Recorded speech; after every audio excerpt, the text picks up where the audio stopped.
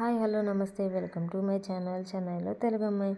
ఈరోజు 3 ముక్కల రొయ్యల పకోడీ చూద్దాం రండి. 3 ముక్కలని ఎందుకనంటే నా దగ్గర 1/2 కేజీ రొయ్యలు మాత్రమే ఉన్నాయి. అందుకని చెప్పి ఆ రొయ్యల్ని 3 ముక్కలు చేసేసాను. ఒక్కొక్క రొయ్యని 3 ముక్కలు చేసేసాను. సరే ఫస్ట్ అది ఎలా చేయాలో చూద్దాం రండి. ఫస్ట్ నీట్గా కడిగి పెట్టుకున్న రొయ్యల్ని 3 ముక్కలు చేసేసుకోవాలి. వాటిల్లో ఉప్పు, కారం, నిమ్మరసం, గరం మసాలా, ధనియాల పొడి, జీలకర్ర పొడి, అల్లం వెల్లుల్లి పేస్ట్ వేసుకొని కలుపుకోవాలి. తర్వాత శనగపిండి, బియ్యం పిండి, కార్న్ఫ్లోర్ వేసుకొని కలుపుకోవాలి. తర్వాత కొత్తిమీర, కరివేపాకు వేసుకొని కలుపుకున్న తర్వాత ఒక గుడ్డు కొట్టేసి కలిపేసుకొని పక్కన పెట్టుకోవాలి. ఖచ్చితంగా ఒక అరగంట మాత్రం పక్కన పెట్టుకోండి. అరగంట తర్వాత మనం ఫ్రై చేసుకోవడమే. ఇది వచ్చి మా శ్రీవారు వచ్చి కలిపారు, నేను వచ్చి ఫ్రై చేశాను. ఎందుకో తర్వాత మీకు లాస్ట్లో అర్థమవుతుంది చూడండి.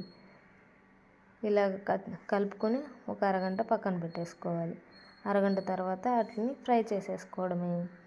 చాలా టేస్టీగా ఉండిద్ది. ఇలాగ ఒక్కసారి ట్రై చేసి చూడండి, చాలా బాగుండిద్ది. లాస్ట్లో మీకు తెలుస్తుంది చూడండి. ఇందుకోసం